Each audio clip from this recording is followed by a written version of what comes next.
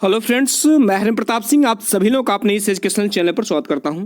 Friends, आज हम लोग इस वीडियो में पीजीटी इकोनॉमिक्स की जो परीक्षा आयोजित होने वाली है उस परीक्षा को मद्देनजर रखते हुए हम लोग कुछ बहुविकल्पी महत्वपूर्ण प्रश्नों को स्टडी करेंगे।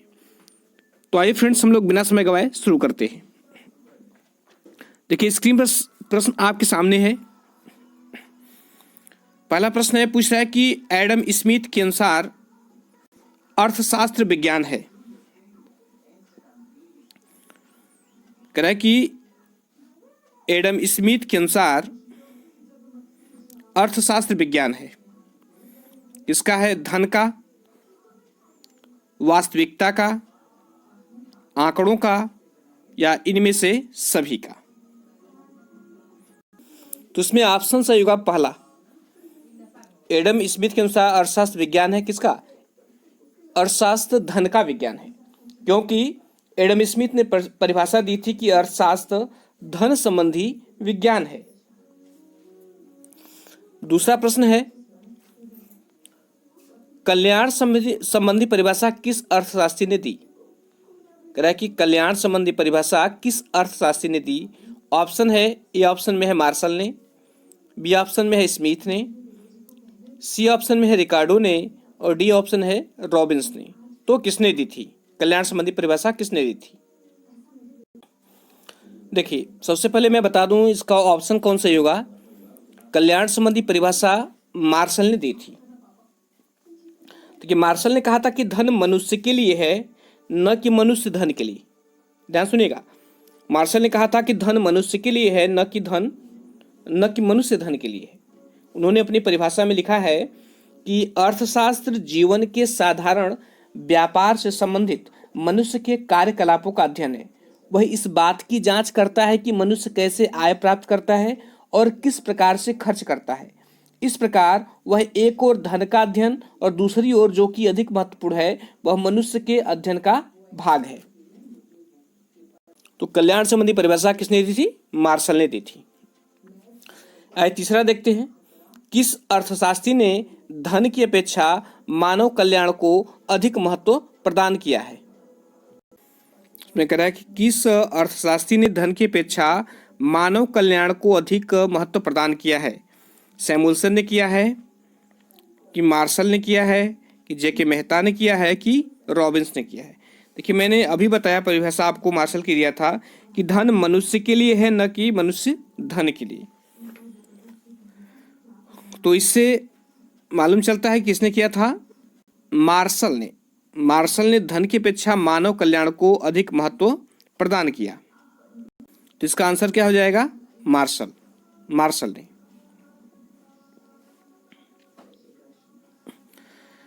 अब आइए नेक्स्ट क्वेश्चन देखते हैं। देखिए, चौथे में कह रहा है कि राजनीतिक अर्थशास्त्र का विज्ञान सबसे अधिक विचित्र तथा सबसे कम विश्वसनीय है। यह कथन किसका है? किसने कहा था? किसने कहा था कि राजनीतिक अर्थशास्त्र का विज्ञान सबसे अधिक विचित्र तथा सबसे कम विश्वसनीय है? ये रस्किन ने कहा था, कि माल्थस ने कहा था, कि मार्शल का कथन है, कि पीगू का कथन है? तो किसका कथन है? तो ये कथन है रस्किन का। किसका है? ये कथन रस्किन का है।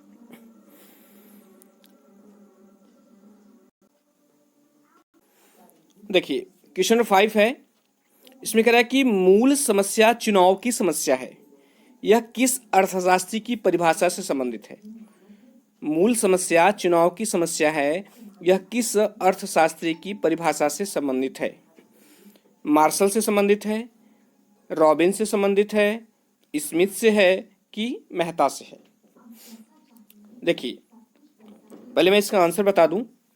देखिए, इसका आंसर होगा, ये परिभाषा संबंधित है रॉबिन्स से। ये परिभाषा जो है मूल समस्या चुनाव की समस्या है, ये परिभाषा रॉबिन्स से संबंधित है, क्योंकि रॉबिन्स ने परिभाषा जो दिया था वह परिभाषा इस प्रकार है कि रॉबिन्स ने कहा था कि अर्थशास्त्र वह विज्ञान है जो लक्ष्यों व इनके सीमित एवं वैकल्पिक उपयोग वाले साधनों के परस्पर संबंध के रूप में मानव व्यवहार का अध्ययन करता है। क्या कहा था? मैं फिर से एक बार रिपीट कर रहा हूँ रॉबिन्स ने कहा था अर्थशास्त्र की परिभाषा देते हुए, उन्होंने कहा था कि अर्थशास्त्र वह विज्ञान है जो लक्ष्यों तथा उनके सीमित एवं वैकल्पिक उपयोग वाले साधनों के परस्पर संबंध के रूप में मानव व्यवहार का अध्ययन करता है। तो इसका आंसर क्या है? रॉबिन्स। अब ये नेक्स्ट क्वेश्चन देखते हैं। कह रहा है कि इच्छाओं के लोप संबंधी परिभाषा के प्रतिपादक थे। इच्छाओं के लोप संबंधी परिभाषा के प्रतिपादक थे कौन? रॉबिन्स, मेहता, पिगू या मार्शल? चारों में से कौन है? तो सबसे पहले इसका आंसर बता दूं तो क्वेश्चन नंबर 6 का आंसर है बी होगा। इच्छा के लोभ संबंधी परिभाषा के प्रतिपादक कौन है? ये मेहता है। कौन है? मेहता है। तो मेहता ने क्या परिभाषा दी थी, मैं इसको आपको सुना रहा हूं, ध्यान से सुनिए। कि मेहता ने कहा था कि अर्थशास्त्र वह विज्ञान है जो मानवीय आचरण का इच्छा रहित अवस्था में पहुंचने के एक साधन के रूप में अध्ययन करता है। क्या कहा था उन्होंने? आई रिपीट, अर्थशास्त्र वह विज्ञान है जो मानवीय आचरण का इच्छा रहित अवस्था में पहुंचने के एक साधन के रूप में अध्ययन करता है। देखिए नेक्स्ट क्वेश्चन है कि अर्थशास्त्र विज्ञान है क्योंकि यह। कि अर्थशास्त्र विज्ञान है क्योंकि यह। पहला ऑप्शन है कारण एवं परिणाम के बीच संबंध स्थापित करता है। दूसरा है सार्वभौमिक नियमों का प्रतिपादन करता है। तीसरा है कि वैज्ञानिक विधियों का प्रयोग करता है, और इनमें से सभी। तो अर्थशास्त्र विज्ञान है क्योंकि जो चीज़ विज्ञान होती है तो उसमें कारण और परिणाम के बीच संबंध स्थापित करता है विज्ञान, ये भी सही है। सार्वभौमिक नियमों का प्रतिपादन करता है क्योंकि जो भी वैज्ञानिक नियम होते हैं वो हर जगह सत्य होते हैं, ये भी सही है। और सी है वैज्ञानिक विधियों का प्रयोग करता है, तो ये थर्ड भी सही है, क्योंकि अर्थशास्त्र में वैज्ञानिक विधियों का भी प्रयोग किया जाता है, जिसके एकदम सटीक आकलन भी किया जाता है। डी है इनमें से सभी, तो इसमें से जो है सभी सही हैं, तो लास्ट इसमें सही होगा कौन सा? डी, कि इनमें से सभी है। अब ये नेक्स्ट देखते हैं क्वेश्चन। इसमें कह रहा है कि रॉबिन्स ने अर्थशास्त्र को माना। रॉबिन्स ने अर्थशास्त्र को क्या माना? वास्तविक विज्ञान, आदर्श विज्ञान, ए व बी दोनों, मतलब वास्तविक विज्ञान और आदर्श विज्ञान दोनों माना, और इनमें से कोई नहीं। तो इसका राइट आंसर होगा ए सही होगा। रॉबिन्स ने अर्थशास्त्र को वास्तविक विज्ञान माना। देखिए वास्तविक विज्ञान का मतलब क्या होता है? वास्तविक विज्ञान केवल कारण और परिणाम के संबंध को बताता है। यह केवल क्या है का अध्ययन करता है। यह जो है केवल क्या है का अध्ययन करता है, और कारण और परिणाम के संबंध को बताता है, ये नहीं बताता कि क्या होना चाहिए। तो रॉबिन्स ने अर्थशास्त्र को क्या माना है? रॉबिन्स ने अर्थशास्त्र को वास्तविक विज्ञान माना है। क्योंकि अर्थशास्त्र को आदर्श विज्ञान किसने माना है? रॉबिन्स ने, मार्शल ने, पिगू ने और किन्स ने। तो किसने माना है? अर्थशास्त्र को आदर्श विज्ञान माना है किसने? पिगू ने माना है। तो आंसर ये सही रहेगा। किसने माना है? ये पिगू ने माना है। अब आइए क्वेश्चन नंबर 4 को। देखिए नेक्स्ट क्वेश्चन है, कह रहा है कि क्या होना चाहिए संबंधित है। क्या होना चाहिए संबंधित किससे? आदर्श विज्ञान से, वास्तविक विज्ञान से, कला से, और इनमें से सभी से। तो देखिए मैंने अभी बताया है कि जो वास्तविक विज्ञान होता है वह यह बताता है कि वस्तु क्या है। वह केवल कारण और परिणाम के संबंध को व्यक्त करता है। लेकिन जो आदर्श विज्ञान होता है वह बताता है कि क्या होना चाहिए। क्या होना चाहिए, उसका संबंध जो है मानव के कल्याण से है। तो इसमें आंसर कौन सही है? तो इसमें आंसर है ए, क्या होना चाहिए आदर्श विज्ञान से संबंधित है। नेक्स्ट क्वेश्चन है, कह रहा है कि अर्थशास्त्र कला और विज्ञान दोनों है, यह कथन किसका है? पिगू का है, कोसा का है, रॉबिन्स का है, या किन्स का है? तो इसका आंसर होगा कि अर्थशास्त्र कला और विज्ञान दोनों है, यह जो है इसका राइट आंसर होगा, ये कहा था कोसा ने। किसने कहा था? कोसा ने कहा था कि अर्थशास्त्र कला और विज्ञान दोनों है। अब एक क्वेश्चन नंबर 6 को देखते हैं। कह रहा है कि क्या है का संबंध किससे है? क्या है का संबंध किससे है? आदर्श विज्ञान से है कि वास्तविक विज्ञान से है कि कला से है कि इनमें से सभी से? देखिए, तो मैंने अभी बताया था आपको कि क्या है, यह संबंधित है वास्तविक विज्ञान से। वास्तविक विज्ञान बताता है कि कि कोई वस्तु क्या है, वह कारण और परिणाम के संबंध को बताता है, जबकि आदर्श विज्ञान क्या है, वह यह बताता है कि क्या होना चाहिए। नेक्स्ट क्वेश्चन देखते हैं कि क्वेश्चन नंबर 7 नेक्स्ट है, चूंकि यहाँ पर ये काउंटिंग सही नहीं है। यहाँ पर देखिए, अर्थशास्त्रियों का कार्य अनुसंधान एवं व्याख्या करना है, न कि समर्थन अथवा निंदा करना। यह विचार किसने दिया? अर्थशास्त्रियों का कार्य अनुसंधान एवं व्याख्या करना है, न कि समर्थन अथवा निंदा करना। यह विचार किसने दिया?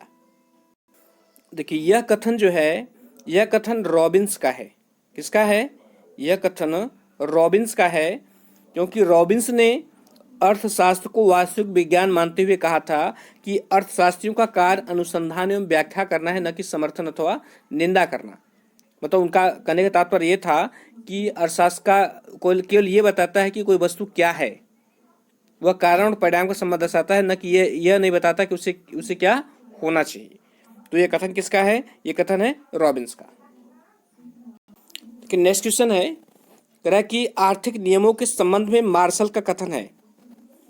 पहला है कि आर्थिक नियम सामाजिक नियम है, आर्थिक नियम मानवीय प्रवृत्तियों के द्योतक हैं, आर्थिक नियमों का संबंध उन मानवीय क्रियाओं से है जिन्हें मुद्रा से मापा जा सकता है, उपर्युक्त सभी। तो बताइए इसमें कौन सा सही होगा? तो इसका आंसर होगा डी, क्योंकि आर्थिक नियम के संबंध में मार्शल का कथन था कि आर्थिक नियम सामाजिक नियम है, आर्थिक नियम मानवीय प्रवृत्तियों के द्योतक है, और आर्थिक नियमों का संबंध उन मानवीय क्रियाओं से जिन्हें मुद्रा से मापा जा सकता है। तो इसका ऑप्शन डी, मतलब ये तीनों सही हैं। अब नेक्स्ट क्वेश्चन है कि आर्थिक नियम अनिवार्यतः मान्यताओं पर आधारित होते हैं। यह कथन है, आर्थिक नियम जो है अनिवार्यतः मान्यताओं पर आधारित होते हैं। यह कथन किसका है? सेलिगमैन का है, किन्स का है, माल्थस का है कि एडम स्मिथ का है? तो इसका आंसर है कि यह कथन किसका है? यह कथन है सेलिगमैन का। किसका है? यह कथन है सेलिगमैन का। नेक्स्ट क्वेश्चन है, करा कि आर्थिक नियमों की तुलना ज्वार भाटे के नियमों के साथ की जानी चाहिए। यह कथन किस अर्थशास्त्री का है? आर्थिक नियमों की तुलना ज्वार भाटे के नियमों के साथ की जानी चाहिए। यह कथन किस अर्थशास्त्री का है? तो यह कथन है रॉबिन्स का, मार्शल का, मूर का और कार्वर का। तो इसमें से चारों में से कौन है? फ्रेंड्स, इसका आंसर है कि यह कथन है मार्शल का। किसका है? यह कथन मार्शल का है। नेक्स्ट क्वेश्चन है, आर्थिक नियमों की विशेषताएं हैं। आर्थिक नियमों की कौन सी विशेषताएं हैं? पहला ऑप्शन है कि ये सापेक्षिक होते हैं, दूसरा ऑप्शन है कि ये नियम मान्यताओं पर आधारित होते हैं, तीसरा है कि ये निश्चित नहीं होते, और चौथा उपयुक्त सभी। देखिए, तो इसका ऑप्शन है ऑप्शन डी, उपयुक्त सभी। अतः जो आर्थिक नियम होते हैं वह ये सापेक्षिक भी होते हैं, ये नियम मान्यताओं पर आधारित होते हैं, और ये निश्चित भी नहीं होते, एकदम एक्यूरेट विज्ञान की तरह नहीं आते। तो इसका ऑप्शन कौन सा सही है? तो इसका ऑप्शन है डी। नेक्स्ट क्वेश्चन देखते हैं, किसमें कह रहा है कि आर्थिक नियम की विशेषता नहीं है। आर्थिक नियम प्राकृतिक नियमों की भांति निश्चित होते हैं, आर्थिक नियम काल्पनिक होते हैं, आर्थिक नियम सापेक्षिक होते हैं, उपयुक्त में से कोई नहीं। तो इसमें कौन सा ऑप्शन सही होगा? तो इसमें जो है ऑप्शन ए सही है, क्योंकि आर्थिक नियम प्राकृतिक नियमों की भांति निश्चित होते हैं। यह इसकी विशेषता नहीं है, क्योंकि एकदम निष्कर्ष निकाला जा सकता है लेकिन एकदम एक्यूरेट निकाला नहीं जा सकता। नेक्स्ट क्वेश्चन देखते हैं, आर्थिक नियम निम्न कारणों से प्राकृतिक नियमों से भिन्न होते हैं। कह रहा है कि आर्थिक नियम निम्न कारणों से प्राकृतिक नियमों से भिन्न होते हैं। पहला है कि प्रयोग संबंधी अंतर होता है, दूसरा है मापदंड संबंधी अंतर होता है, तीसरा है कि इनकी विशेष सामग्री की प्रकृति में भिन्नता पाई जाती है, और चौथा है कि उपयुक्त सभी। फिर से मैं बता दूं इसको, कह रहा है कि इसका ऑप्शन डी सही होगा, क्योंकि आर्थिक नियम जो है प्राकृतिक नियमों से भिन्न होते हैं, क्योंकि प्रयोग संबंधी अंतर होता है, मापदंड संबंधी अंतर होता है, और इनकी विशेष सामग्री की प्रकृति में भिन्नता पाई जाती है। तो इसका सही ऑप्शन क्या होगा? तो सही ऑप्शन होगा, तीनों सही है तो क्या होगा? ये डी ऑप्शन सही होगा। देखिए, नेक्स्ट क्वेश्चन है, कह रहा है कि एक प्याले में पड़ी गेंद संतुलन की किस स्थिति में होती है? स्थिर संतुलन में होता है, अस्थिर संतुलन में होता है, उपयुक्त ए या बी दोनों होता है, और इनमें से कोई नहीं। देखिए, कह रहा है कि एक प्याले में पड़ी गेंद, जैसे ये कोई प्याला है और यहाँ पे कोई गेंद पड़ी हुई है, तो कह रहा है कि यह संतुलित किस स्थिति में होती है? तो यह स्थिर संतुलन में होती है। क्यों?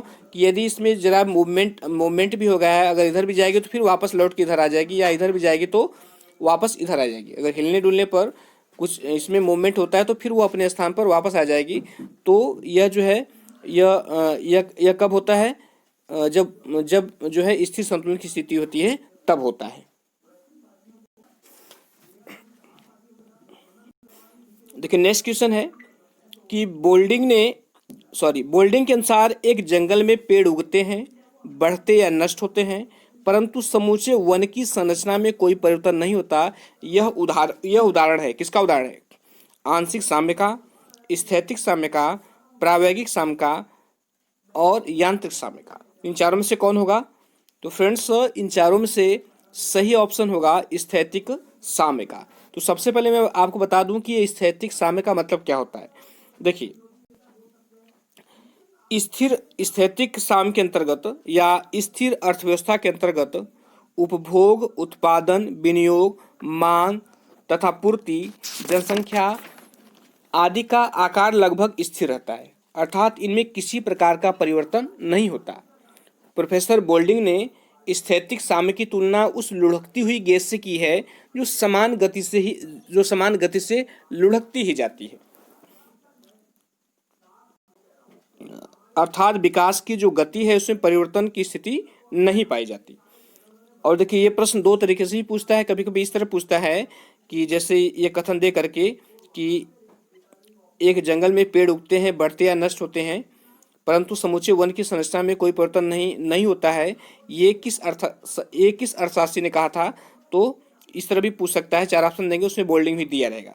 तो ये दो प्रश्न इसमें बन जाएंगे।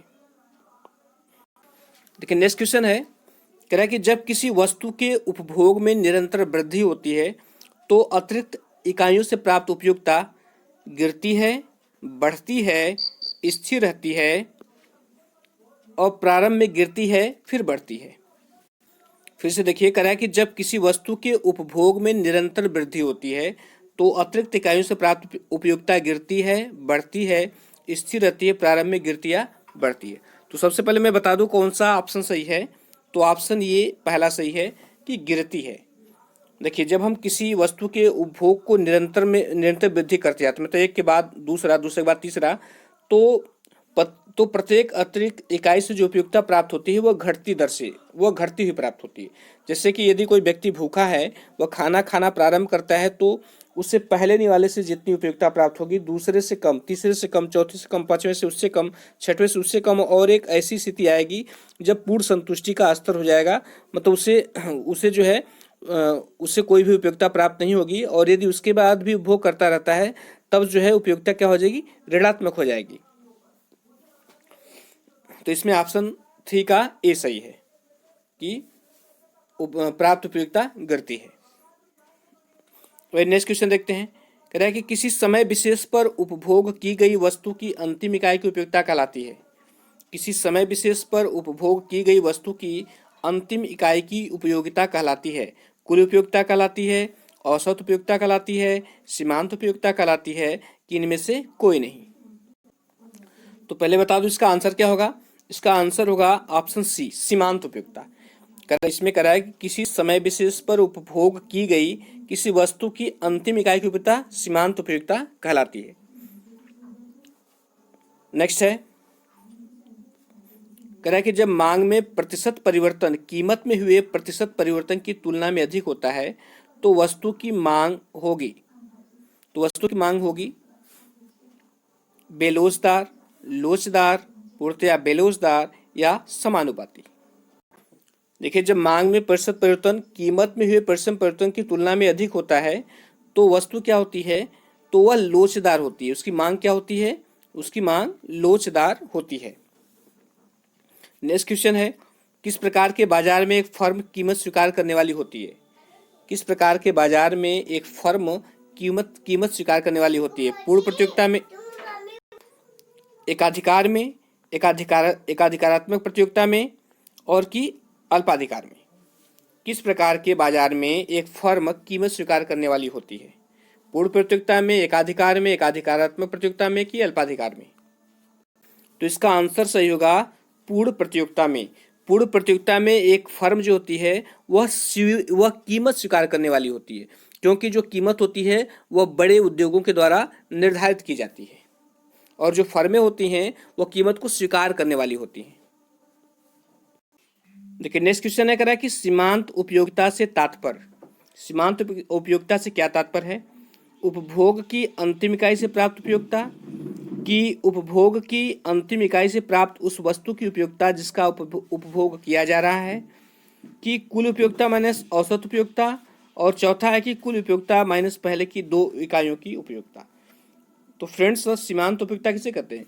उपभोग की अंतिम इकाई से प्राप्त उपयोगिता को क्या कहते हैं? सीमांत उपयोगिता कहते हैं। तो ऑप्शन ए सही होगा। उपभोग की अंतिम इकाई से प्राप्त उपयोगिता को सीमांत उपयोगिता कहते हैं। नेक्स्ट क्वेश्चन है, कह रहा है कि सीमांत उपयोगिता वक्र वस्तु का मांग वक्र होता है, उपभोक्ता का आय वक्र होता है, वस्तु का पूर्ति वक्र होता है, या इनमें से कोई नहीं? तो इसका ऑप्शन ए सही है कि वस्तु का मांग वक्र होता है, क्योंकि व्यक्ति जब किसी वस्तु का खरीदता है तो उसके द्वारा खर्च की गई अंतिम इकाई, मुद्रा की अंतिम इकाई जो है उसके द्वारा उपभोग की गई वस्तु की सीमांत इकाई के मूल्य के बराबर होनी चाहिए, सीमांत इकाई के बराबर होनी चाहिए उसकी उपयोगिता की। इसलिए इसे जो है वस्तु का मांग वक्र कहा जाता है। नेक्स्ट प्रश्न है, कह रहा है कि सीमांत उपयोगिता का आशय होता है।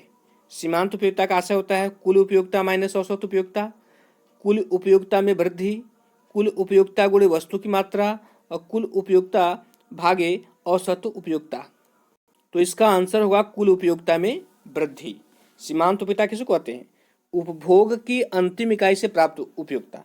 तो जब हम जो है अंतिम इकाई का उपभोग करते हैं तो क्या होता है? उपयोगिता में और वृद्धि हो जाती है। फिर अगर हम उसके बाद भी अगर उपभोग बढ़ाएं, किसी एक इकाई का उपभोग करें तो वह सीमांत उपयोगिता हो जाएगी, और फिर क्या होगा? कुल उपयोगिता में वृद्धि हो जाएगी। नेक्स्ट क्वेश्चन है, गोसेन का द्वितीय नियम कौन सा कहलाता है? मतलब गोसेन का द्वितीय नियम कौन सा नियम कहलाता है? तो गोसेन का द्वितीय नियम कौन सा नियम कहलाता है? गोसेन का द्वितीय नियम समसीमांत उपयोगिता नियम कहलाता है। गोसेन का द्वितीय नियम क्या कहलाता है? समसीमांत उपयोगिता नियम कहलाता है। और गोसेन का प्रथम नियम जो है सीमांत उपयोगिता ह्रास नियम कहलाता है। ध्यान रखिएगा, गोसेन का द्वितीय नियम समसीमांत उपयोगिता नियम कहलाता है और गोसेन का प्रथम नियम जो है सीमांत उपयोगिता ह्रास नियम कहलाता है। नेक्स्ट क्वेश्चन है, कह रहा है कि मार्शल के अनुसार उपयोगिता की गणनावाचक माप की जा सकती है, गणनावाचक माप नहीं की जा सकती, क्रमवाचक माप नहीं की जा सकती, और तुलनात्मक माप के साथ साथ गणनावाचक माप भी की जा सकती है। तो फ्रेंड्स मार्शल ने माना था कि उपयोगिता की गणनावाचक माप की जा सकती है। बाद के अर्थशास्त्रियों ने जो है उनका विरोध किया कि नहीं, यह जो है उपयोगिता एक मानसिक विचार है, इसकी गणनावाचक माप नहीं की जा सकती। हाँ, इसको क्रम प्रदान किया जा सकता है, इसकी दूसरे से तुलना की जा सकती है, लेकिन इसकी माप जो है गणनावाचक माप नहीं की जा सकती। तो यह मानना किसका है? यह मानना है मार्शल का कि गणनावाचक उपयोगिता की गणनावाचक माप की जा सकती है। तो इसका ऑप्शन क्या सही होगा? इसका ऑप्शन ए सही होगा। तो फ्रेंड्स ये कुछ महत्वपूर्ण प्रश्न कंप्लीट हुए। मैं आशा करता हूं कि आपको समझ में आया होगा। ऐसे ही महत्वपूर्ण प्रश्न की सीरीज में आपको लेकर आऊँगा जो परीक्षा के लिए काफ़ी महत्वपूर्ण होंगे। तो फ्रेंड्स वीडियो देखने के लिए बहुत बहुत धन्यवाद, और यदि अच्छा लगा हो तो लाइक सब्सक्राइब शेयर कर दीजिएगा। Thank you.